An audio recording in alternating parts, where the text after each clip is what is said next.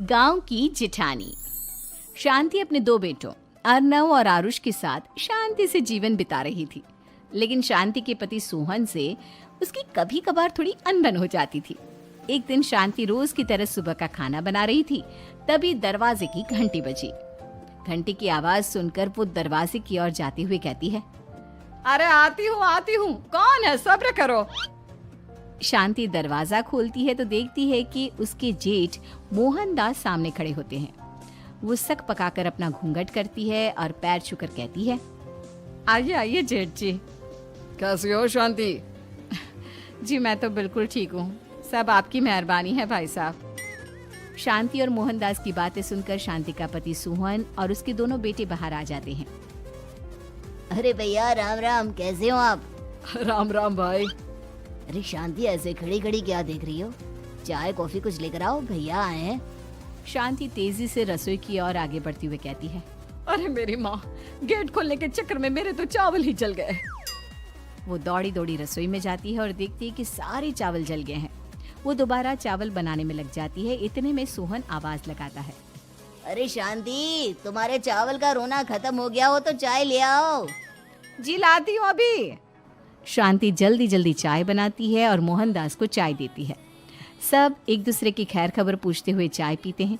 चाय खत्म होती ही मोहनदास शांति की ओर देखते हुए मजाक में कहते हैं, शांति, अब तुम्हारी चाय में दम नहीं रहा, अब हमें चाय बनाने वाली बदलनी पड़ेगी। ये कैसे मुमकिन होगा जेठ जी, घर और बाहर का सारा काम मुझे ही करना पड़ता है और कभी कभी जल्दी जल्दी के चक्कर में काम बिगड़ जाते हैं, जैसे आज चावल जल गए। अरे इसी का तो हल लेकर आया हूँ। मैंने रिश्ता देखा है अर्नव और आरुष के लिए। दोनों लड़कियां बहुत सुंदर और सुशील हैं। अगर आप दोनों इजाजत दें तो बात करूँ आगे। सोहन और शांति रिश्ते की बात सुनकर कहते हैं, अब ठीक है, बात चलाइए ना भैया, पर पहले लड़की के बारे में कुछ बताइए तो सही। हाँ हाँ भाई साहब, लड़की कैसी है, परिवार कैसा है, कहाँ के रहने वाले हैं? देखो, परिवार तो बहुत अच्छा है, पर वे दोनों लोग बहुत गरीब हैं। दहेज में कुछ मिलेगा नहीं। अरे हमें दहेज में कुछ चाहिए भी नहीं, बस लड़की संस्कारी होनी चाहिए। एक लड़की तो पढ़ी लिखी है और शहर की रहने वाली है, पर दूसरी अपनी गरीबी की वजह से पढ़ न सकी और गांव में रहती है, लेकिन दोनों है बहुत खूबसूरत। अगर तुम सबको देखते ही पसंद ना आ जाए तो मेरा नाम बदल देना। हाँ, पर तो हम आंखें मूंद कर भरोसा कर सकते हैं भैया। आप आगे बात चलाइए, हम शादी करने को तैयार हैं। कुछ ही दिन में अर्नव और आरुष की शादी हो जाती है। आरुष की शादी अनपढ़ लड़की मंजरी से हो जाती है, जो कि बहुत भोली भी होती है, और अर्नव की शादी पढ़ी लिखी लड़की तनुजा से हो जाती है, जो कि घमंडी और चालू होती है। एक दिन मंजरी घर के काम कर रही थी कि अचानक शांति उसे आवाज लगाती है, बड़ी बहू, ओ बड़ी बहू, मंजरी जल्दी यहाँ आओ। मंजरी जल्दी जल्दी शांति के पास जाती है। बेटा मेरे पैर दबा दे, बहुत दर्द हो रहा है। जी माँ जी, बस बर्तन धोकर आती हूँ। अरे बैठ यहाँ, मेरे पैर में बहुत तेज दर्द हो रहा है, बर्तन छोटी बहू धो लेगी। मंजरी शांति के पैर दबाने लगती है तो शांति तनुजा को आवाज लगाती है, छोटी बहू, ओ छोटी बहू। तनुजा थोड़ी देर से आराम से चलकर आती है। जी माँ जी, आपने बुलाया मुझे, आपको कोई काम था क्या? तू कुछ काम कर रही है या? शांति की बात काटते हुए तनुजा बोलती है, कुछ नहीं माँ, फोन पर अपने घर पर बात कर रही थी। अरे बाद में बात करियो अपने घर वालों से, पहले जाके बर्तन धो ले। तनुजा मुंह बनाते हुए अपनी जिठानी की ओर देखती है और मन ही मन कहती है, ये महारानी वहाँ बैठी है, ये नहीं कि बर्तन धो ले। मैंने इतनी पढ़ाई बर्तन धोने के लिए की थी क्या? तनुजा दांत पीसकर वहां से चली जाती है। अगले दिन सब दफ्तर चले जाते हैं, तभी डाकिया चिट्ठी लाता है। शांति चिट्ठी लेकर मंजरी से कहती है, बड़ी बहू, जरा छोटी बहू को बुलाना, एक चिट्ठी आई है। मेरी तो आंखें कमजोर है तो मुझसे पढ़ा नहीं जाएगा। मंजरी तनुजा के पास जाकर कहती है, तनुजा, तुम्हें माँ जी बुला रही हैं। मुझ पर हुक्म मत चलाओ, काम बताओ काम। अरे मैंने तुम पर कहाँ हुक्म चलाया, और हुक्म चला भी दूंगी तो क्या हुआ, तुम तो मेरी छोटी बहन की तरह हो ना। तुम जैसी अनपढ़, जाहिल और गांव की गवार मेरी बहन नहीं हो सकती। बेचारी मंजरी तनुजा की बात सुनकर अपना सा मुंह लेकर रह गई।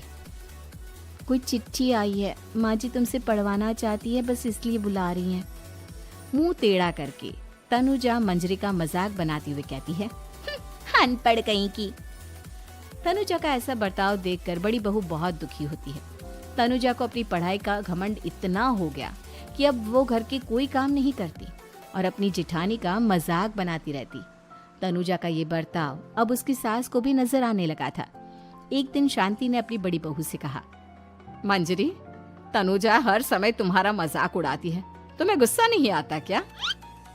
आता तो है माँ जी, लेकिन मैं क्या करूं? जब भी उसे कुछ बोलती हूँ वो और भी जली कटी बातें मुझे सुनाकर चली जाती है। मैं उसे अपनी छोटी बहन की तरह प्यार करती हूँ, लेकिन उसके दिल में मेरे लिए कोई इज्जत नहीं। बहू, तूने वो कहावत सुनी है, जुल्म करने वाले से ज्यादा जुल्म सहने वाला अपराधी होता है। मंजरी अपनी सास का इशारा समझ जाती है। वो अपनी देवरानी को सबक सिखाने की ठान लेती है और एक दिन शांति अपनी दोनों बहुओं के साथ बैठी थी तो शांति अपनी बड़ी बहू से पूछती है, अरे बहू, शाम होने को है, कुछ सोचा है क्या बनेगा खाने में? माँ जी, मेरे तो सर में बहुत दर्द है आज। मेरी प्यारी देवरानी ही कुछ अंग्रेजी खाना बनाकर खिलाएगी। सुना है पढ़े लिखे लोग अंग्रेजी खाना बहुत अच्छा बनाते हैं, क्यों तनुजा? इतना कहकर मंजरी अपनी सास की ओर देखकर मुस्कुरा दी।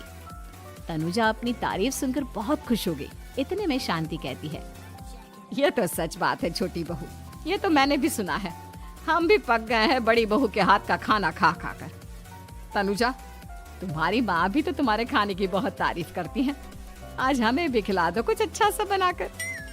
शांति की बात सुनकर छोटी बहू और आसमान पर चढ़ गई, पर उसे ये कहाँ पता था कि उसकी सास और जेठानी उसे सबक सिखाना चाहती हैं। तनुजा अपनी तारीफ सुनकर खुश तो बहुत होती है, पर सोचने लगती है, मुझे तो कैसा भी खाना बनाना नहीं आता, अब मैं क्या करूंगी? अगर मैंने इनको सच बता दिया तो मेरी सारी इज्जत मिट्टी में मिल जाएगी। अरे छोटी बहू, क्या सोच रही हो? खिलाओगी ना अपने हाथ का अंग्रेजी खाना? छोटी बहू हाँ में सर हिला देती है। अचानक से उसके दिमाग में एक आइडिया आता है, मैं इंटरनेट से देखकर कुछ बना लेती हूँ, मेरी वाहवाही पूरे घर में हो जाएगी। मुझे कौन सा रोज रोज बनाना है। माँ जी, आज आप सबको ऐसा खाना खिलाऊंगी, ऐसा खाना खिलाऊंगी कि। इतने में शांति छोटी बहू की टांग खींचते हुए कहती है कि पता नहीं कैसा खाना खिलाओगी, ए ऊपर वाले हमारी रक्षा करना। इतना बोलकर शांति और मंजरी दोनों जोर जोर से हंसने लगते हैं। अब तनुजा रसोई घर में चली जाती है और खाने की तैयारी करने लगती है, पर उसे रसोई घर की चीजों के बारे में तो कुछ नहीं पता। जैसे तैसे सारी चीजें निकालती है और इंटरनेट पर देखकर खाना बनाती है। कुछ ही देर में सब लोग घर आ जाते हैं। अरे सुनते हो, आज का खाना हमारी छोटी बहू बना रही है। अरे वाह, आज तो फिर कुछ अंग्रेजी खाना खाने को मिलेगा। कुछ ही देर में खाना बन जाता है तो छोटी बहू सबका खाना लगा देती है। इतने में बड़ी बहू कहती है, क्या बात है देवरानी जी, आज तो बहुत अच्छी खुशबू आ रही है। ये बात तो सही कही बड़ी बहू तूने, खुशबू तो अच्छी है, ऐसी खुशबू तो मेरे खाने में भी नहीं आती। सब मिलकर छोटी बहू की बहुत तारीफ करते हैं और छोटी बहू 7वें आसमान पर बैठ जाती है। अब सभी खाना खाते हैं। जल्दी जल्दी दो, अब तो मुंह में पानी आ रहा है। हाँ हाँ, मुझसे भी नहीं रुका जा रहा। जैसे ही सोहन एक निवाला खाता है तो उसकी आंखों से पानी आने लगता है। ये देखकर शांति सोहन से पूछती है, क्या हुआ जी, खाना इतना अच्छा बना है कि आंखों से पानी आ गया? सोहन चुप रहता है और धीरे धीरे से खाना शुरू कर देता है। इतने में सोहन छोटी बहू से कहता है, बेटी तुम भी तो खाओ, तुम क्यों रुकी हो, खाना सच में बहुत अच्छा है। ये कहकर सोहन जोर से हंस देता है।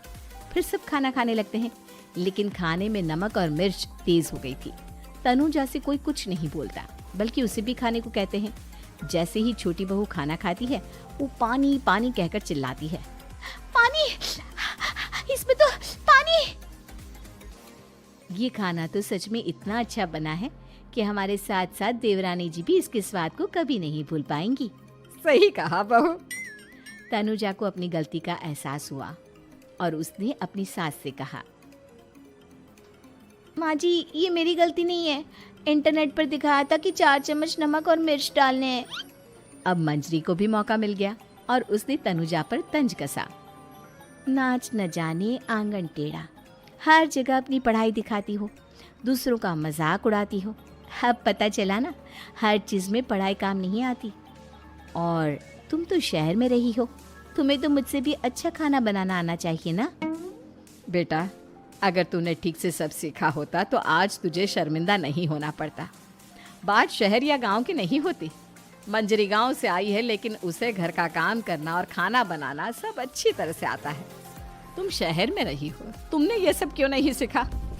छोटी बहू सर नीचा कर सबसे माफ़ी मांगती है और बहुत शर्मिंदा होती है।